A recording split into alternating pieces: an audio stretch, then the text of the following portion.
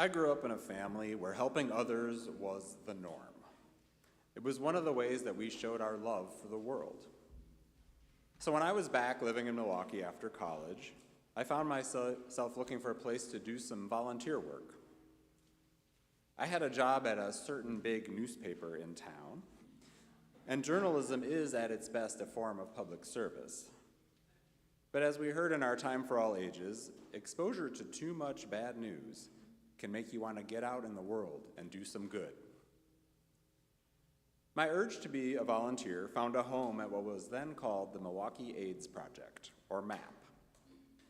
MAP met a lot of what I was looking for. It was a gay-friendly and just regular-friendly space that supported a number of marginalized communities. It was a place where I could serve and where I could learn about health, about life, about making meaning, and about death.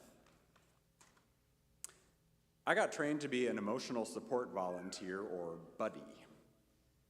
These volunteers were different from the practical support volunteers who helped out with providing meals and cleaning, things I barely did for myself, much less for others. So I signed up to be a buddy and waited for a match. Before too long, the phone call came. The client that the staff had chosen for me was African American, developmentally disabled, quite poor, and lived in a group home. I was not sure what the staff saw in the two of us that might make us a good fit, and I kind of furrowed my brow. But I was game. Besides, this was actually a temporary match, just for the summer, while the regular buddy was going to be away. So why not give it a try?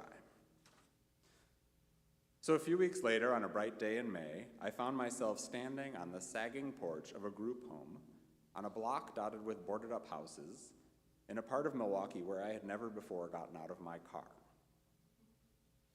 The regular buddy was there to introduce me to David. David was a big man, about 6 feet tall and stocky, and he seemed to be in robust health.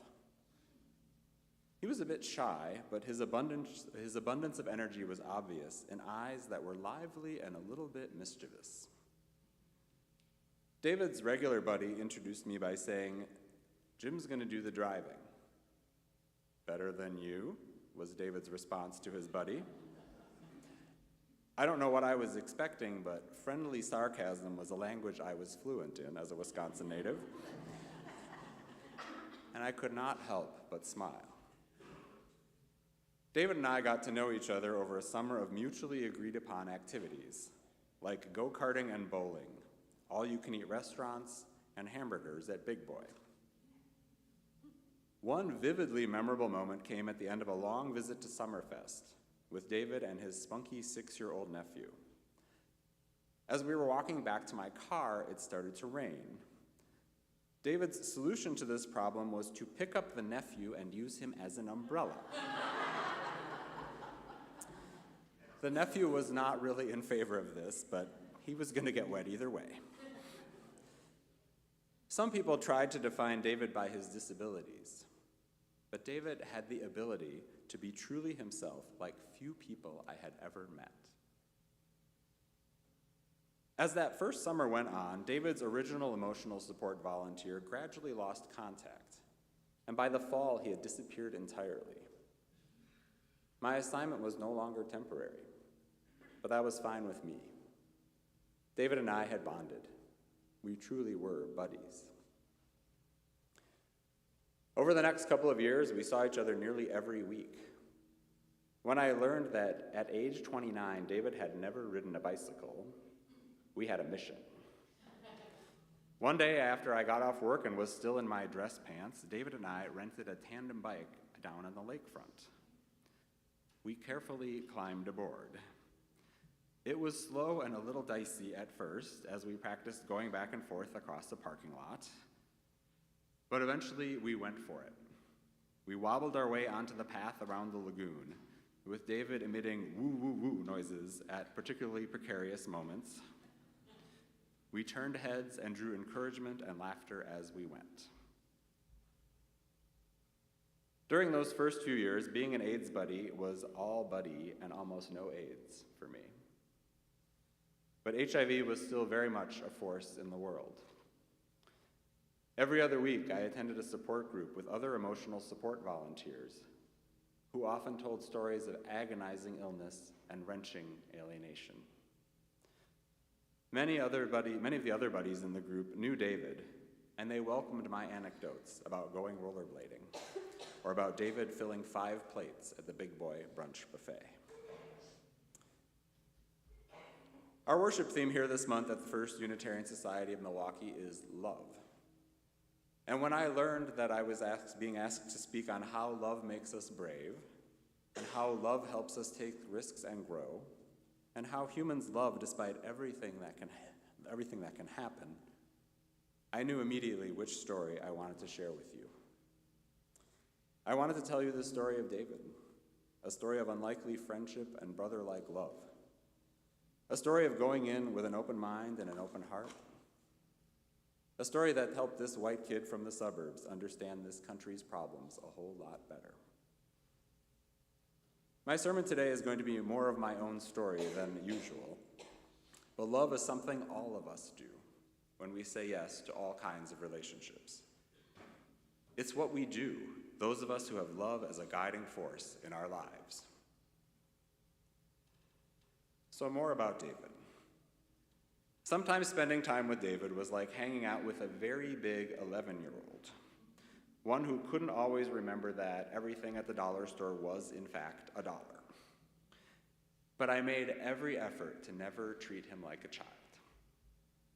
He had all kinds of lived experience, and he had survived much.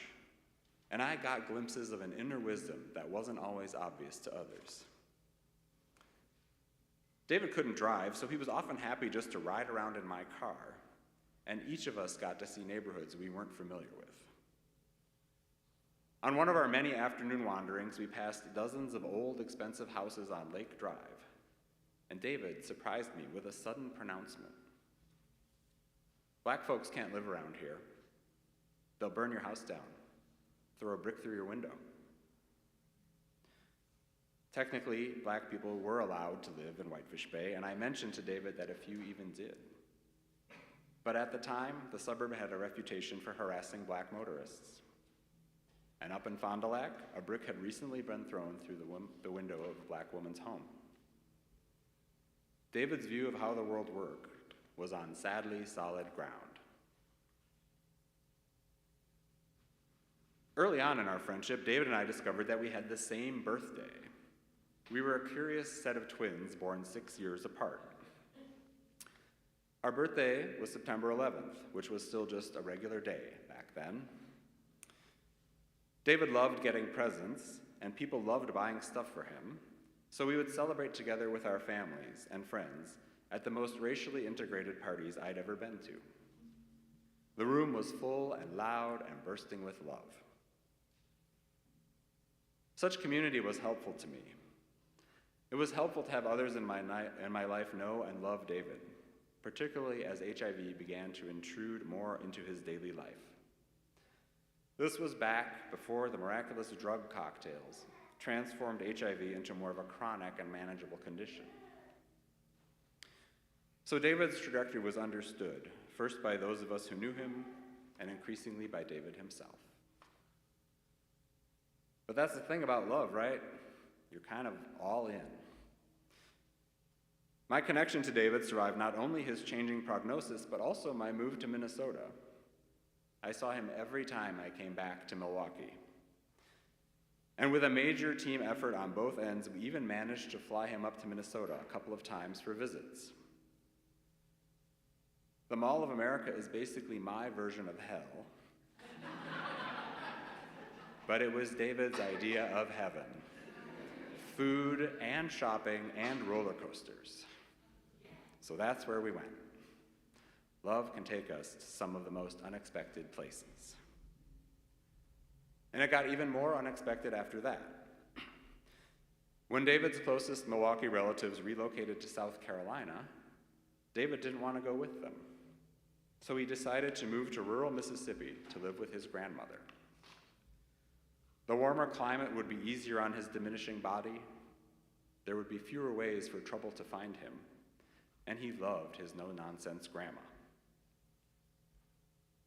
I knew that the lack of HIV expertise in small-town Mississippi was likely to shorten his life. But David would leave this world where he was born, and more importantly, where he wanted to. David's flying days were over by then, so if I wanted to see him, I had to travel to Mississippi. So that's what I did. I flew to Memphis and made my way south to the one-story housing project where David was living with his grandma. David's mother was visiting at the same time I was there, and I ended up joining a family fishing outing to a nearby reservoir. When David, his nephew, and I were sent to get more minnows, I had to marvel at where my volunteer work had taken me. What was I doing at a bait shop in rural Mississippi on a Saturday night? The answer, of course, was simple. I was answering the call of love. By that time, David was noticeably thinner and less energetic, but he was still very much David, talkative and full of questions. He had always been an Elvis fan, so we went up to Memphis for a Graceland tour and ribs on Beale Street. In many ways, it was a version of the same Sunday afternoon we'd always had. Lots of conversation in the car, David whining for me to buy him things, and other restaurant patrons eyeing us skeptically. But David was having nerve pain in his legs and feet. It was impossible for him to hold a camera steady enough to take my picture, and the day wore him out. He was asleep by 7:30 that night. Back at my hotel, I went to bed early too, drained more emotionally than physically. David's declining health was starting to hurt his spirit, and that, for me, was the hardest change to see. My next visit was more hastily arranged. I got a call that David was in the hospital in his grandma's small town, and he was arguing with people that no one else could see. As I made the trip, I was grateful for my volunteer training of years before, when we were told to forget about Hallmark endings, forget all the sweet and tidy deathbed scenes we'd ever seen on movies or TV. I don't want to dwell on the conditions at that small town hospital, but I will tell you that HIV-phobic warnings were plastered on David's door, that the shades in his room were drawn, and the bedside TV speaker had fallen and was squawking from the floor. A staff member brought David a paper plate of food, fed him one bite of pear, and left. Such treatment was horrific and all too commonplace across the epidemic at that time. When I first got there, David was out of it, mumbling incoherently, his eyes landing on me without registering who I was. But at least I was able to feed him a few more bites of food. A few minutes later, David looked at me with striking clarity and said, "Okay, let's go. I want a hamburger and fries and onion rings." Concealing my shock, I encouraged him to continue, and he said, "I want to go to Big Boy." I almost burst into tears. He knew who I was. Playing along, I said, "Do they have a Big Boy here?" "No," he said, "but they got Hardee's." Almost immediately, he began to fade out again, but our bond had been confirmed. No one was there when David died. I had gone home to get back to work, and his mother, who had been there for weeks, had left for South Carolina only hours before he passed. It almost felt as if he'd waited and wanted to do it in his own way. I'd been thinking that I wouldn't go back for the funeral, that I'd already bought enough plane tickets, that I'd already said goodbye. But I knew I had to make one more trip. At a Baptist church on a hill outside of town, I was ushered into the front row and seated with David's family. I was listed in the program as a very special big brother from Minneapolis, and everyone knew who I was. When the pastor asked for personal recollections, I stood next to the casket and told those gathered the story of how David once surprised two of my female friends and me by buying them silk flowers on Valentine's Day. David was a man who never owned anything, yet he freely spent money on people who loved him, even if you could never remember their names. I looked out at the full church and told those gathered that David reminded me of biblical stories about how those who had the least often gave the most. And the congregation murmured, "Amen." And so that's the story I wanted to share today. The story of a summer volunteer gig that turned into a 5-year commitment that became the defining experience of my 20s. The story of how much I learned about race and disabilities and segregation and healthcare. The story of how much fun we had. All because the power of love and what can happen when we take the leap and say yes. And while some details of my David story may be unique, everyone in this room has lived at least a part of this story. Every one of us has a story of wanting to be of service, or of traveling long distances to be at a bedside, or of crossing from one part of town to another and being in a different world. Maybe it's a story of learning and growing in wisdom in the context of a mutually caring relationship. Everyone in this room has a story of loving someone we have outlived, of cherishing the good times and wishing we could have more of them, of losing someone's physical presence and doing the hard work of simultaneously holding on and letting go. And everyone who has loved has shared a story as a way to keep the love alive. So if we think of bravery not in terms of what is heroic, but in terms of doing what love asks of us, even when it's hard, then all of us in this room are brave. Everyone in this room has been made brave by love. I want to close with a brief poem that I first heard a decade ago at my internship congregation. It's by the writer and poet Raymond Carver. The poem takes the form of a very short conversation, and it's called Late Fragment. And did you get what you wanted from this life even so? I did. And what did you want? To call myself beloved, to feel myself beloved on the earth.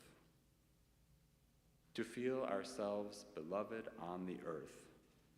This is the gift that we can give each other when we accept the risks and embrace the rewards of love. May it be so.